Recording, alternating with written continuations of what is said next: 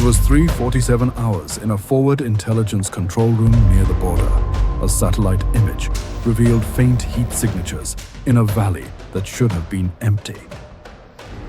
2 hours earlier, a rare radio intercept mentioned Operation Black Falcon. The phrase had appeared once before, 10 years ago, tied to a deadly infiltration attempt. The data was scattered in field reports, drone feeds, and dusty archives. Any human analyst would need days. They had minutes.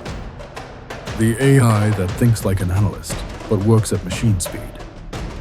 In less than 40 seconds, Prophecy GPT summarized, correlated, and predicted the unthinkable. Orders flew, troops redeployed, drones redirected, communications jammed. The valley was about to come alive. At first light, 3 armed groups were intercepted before they could strike. The coordinated assault never happened.